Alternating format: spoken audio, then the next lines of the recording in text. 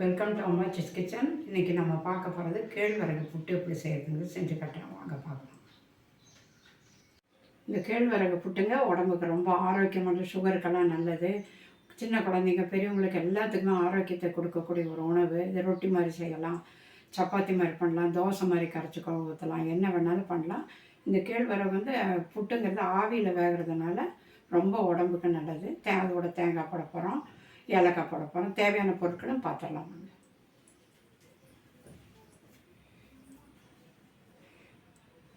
கேழ்வரகு ஒரு டம்ளர் எடுத்து வச்சுருக்காங்க, தண்ணி எடுத்து வச்சுருக்கோம், சால்ட்டு, தேங்காய் ஒரு கிண்ணம் எடுத்து வச்சுருக்கோம், ஏலக்காய், சர்க்கரை, இவ்வளோ தான் அதுக்கு தேவையான பொருட்கள்.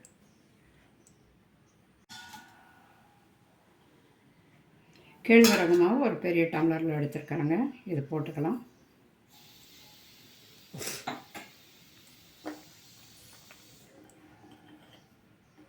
சால்ட்டு கொஞ்சம் போட்டுக்கலாம், ஏன்னா இனிப்பு நல்லா தூக்கி கொடுக்கும், அதுக்காக சால்ட்டு போடுறோம். இப்போ என்ன பண்ணுறோம், தண்ணி கொஞ்சம் கொஞ்சமாக தெளிக்கணும். தெளித்து இது பண்ணணும். உருண்டை மாதிரி வராத உதிரியாக இருக்கணும், அதை மாதிரி பண்ணணும்.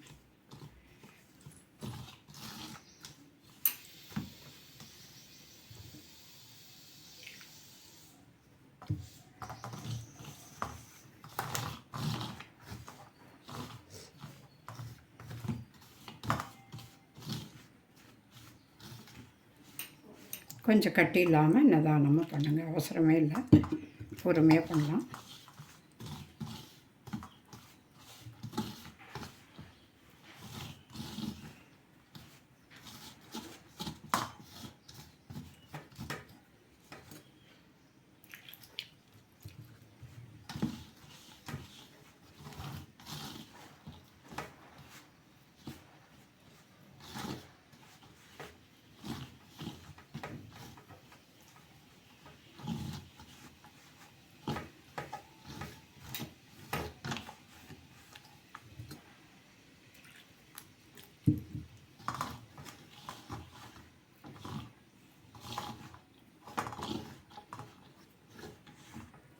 தண்ணி தெளித்து தண்ணி ஊற்றிடாதீங்க தயவுசெய்து.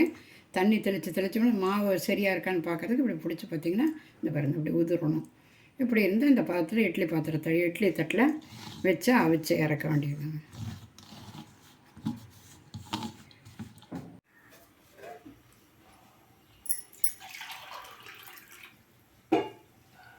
இப்போ ஒரு அடுப்பத்தை வச்சுட்டோம், இட்லி பாத்திரத்தில் தண்ணி ஊற்றி வைக்கலாங்க. நல்லா கொதிக்கட்டும். கொதிக்க ஒரு 5 நிமிஷம் ஆகும். நல்லா தண்ணி கொதிச்சோன்னா இட்லி தட்டில் மாவு போட்டு வைக்க வேண்டியது, அவ்வளோ. இப்போ இட்லி தட்டை வச்சு அதில் அதனோட துணியை போட்டுட்டு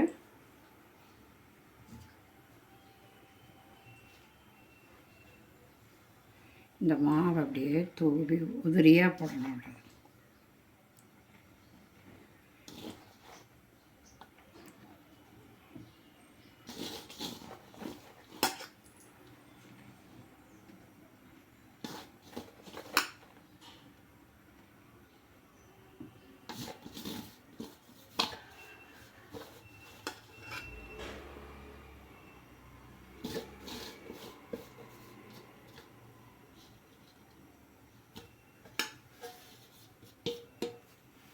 இப்போ இட்லி பாத்திரத்தை மூடி வச்சிடலாங்க, வேகட்டும். வேகிறதுக்கு ஒரு 5 நிமிஷம் ஆகும்.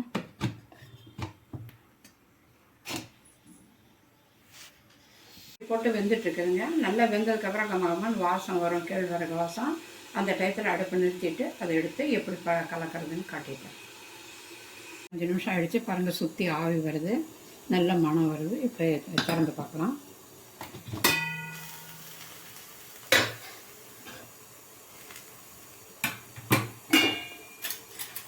சந்தேகமாக இருந்தால் இப்போ ஸ்பூன் போட்டு அழுத்தி பாருங்கள், எல்லா இடமும் வெந்திருக்கு நல்லா.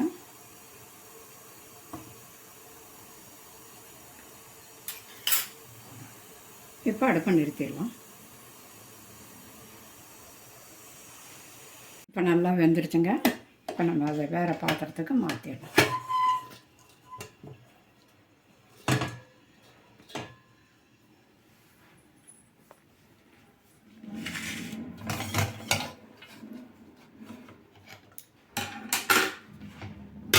கொஞ்சம் பொறுமையாக செய்யுங்க, ஏன்னா சூடாக இருக்கும். அதனால் இப்படி பிடிச்சி எடுத்துட்டோன்னா ஒன்றும் பிரச்சனை.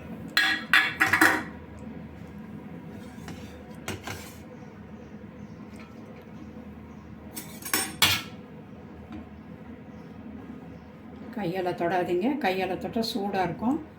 அதனால் கையால் தொட வேண்டாம்.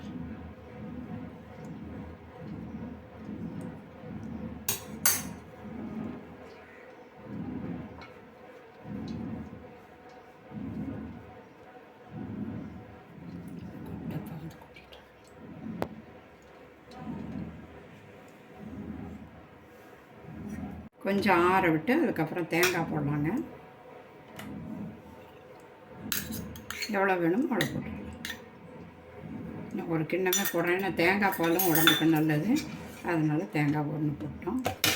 ஏலக்காய் போடும், ஏலக்காய் தூள் 5-4 ஏலக்காய் பொடி பண்ணி வச்சுருக்கோம், அதையும் போட்டாச்சு. என்கிட்ட நாட்டு சர்க்கரை தீந்துருச்சுங்க, அதனால் என்ன வெள்ளை சர்க்கரை போடுறேன். நாட்டு சர்க்கரை தான் உடம்புக்கு ரொம்ப நல்லது, அதனால் அதை வாங்கி போடுங்க. 5-6 ஸ்பூன் போட்டிருக்கேன். அப்புறம் பார்த்துட்டு போடலாம், இனிப்பு வேணும்னு போட்டுக்கலாம். ஒன்று போல் கலந்து விடுங்க.